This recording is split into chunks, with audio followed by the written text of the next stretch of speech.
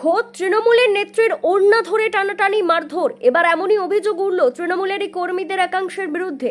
আর এই সমস্ত ঘটনার পেছনে রয়েছে তৃণমূলের গোষ্ঠীদ্বন্দ্ব বলেই জানা যাচ্ছে জেলার রাজনৈতিক মহল সূত্রে। যদিও যাদের বিরুদ্ধে অভিযোগ তাদের দাবি যে তৃণমূল নেত্রী এমন অভিযোগ এনেছেন, তার বিরুদ্ধে অভিযোগ ঘরে ঢুকে ঘন্টার পর ঘন্টা অন্যজনের সঙ্গে কুকীর্তি করার এবং বাসিন্দারা তার প্রতিবাদ করতে গেলেই এমন ঘটনা ঘটে।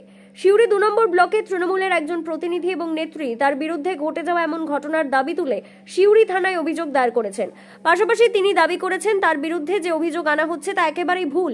দলের এক নেতা তাকে কয়েকটি কাগজে সই করতে বলেন এবং সেই মতো তিনি সই করতে গিয়েছিলেন। এছাড়াও তার উপর এমন ঘটে যাওয়া ঘটনার পরিপ্রেক্ষিতে তিনি প্রশ্ন তুলেছেন মহিলাদের নিরাপত্তা নিয়েও।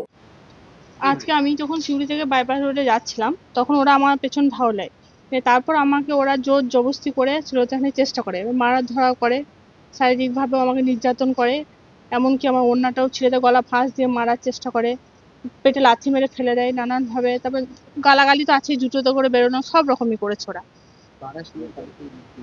হ্যাঁ, চিনেছি।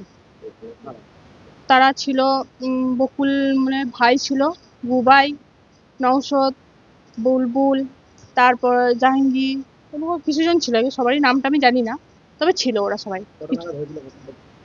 4:30। হ্যাঁ, লিখিত অভিযোগ করেছি, যাতে আমি চাই পুলিশ এইভাবে মানে সিদ্ধান্ত লেক, যাতে আমরা মহিলারা যেন সেফটি থাকতে পারি। আতঙ্কিত বলতে আমি এভাবে আতঙ্কিত মহিলাদের সমাজ নিয়ে, যে আমি যদি একটা পঞ্চায়েত সমিতির সভাপতি হয়ে যদি আমাকে এভাবে ওরা নির্যাতন করে, তাহলে আরো মানে মহিলারা কিভাবে সেফটি। তারা 1:30টা থেকে একটা বাড়িতে ঢুকে তারা যে কুকীর্তি করেছে, কিছু কিছু কুকীর্তি তারা করছিল, এবার সেগুলো মানুষের নজরে পড়েছে, মানুষ সেগুলোর প্রতিবাদ জানিয়েছে। এর পাশাপাশি এই ঘটনায় আহত হয়েছেন আরও এক তৃণমূল কর্মী, যিনি হাসপাতালে চিকিৎসাধীন। সিউড়ি ২ নম্বর ব্লকে বরাবর তৃণমূলের গোষ্ঠীদ্বন্দ্ব লক্ষ্য করা গিয়েছে। এই গোষ্ঠীদ্বন্দ্ব মূলত ব্লক সভাপতি নুরুল ইসলাম ও এহসানুল হক ওরফে বকুলের। আর যে তৃণমূল নেত্রীর ওপর এমন ঘটনা ঘটেছে তিনি নুরুল ইসলাম অনুগামী বলেই নিজেকে দাবি করছেন। অন্যদিকে যাদের বিরুদ্ধে অভিযোগ তারা বকুল গোষ্ঠীর। অভিযোগকারিনীর দাবি তিনি বিরোধী গোষ্ঠী হওয়ার কারণেই তার চরিত্র নিয়ে টানাটানি করা হয়েছে এবং এমন ঘটনা ঘটানো হয়েছে।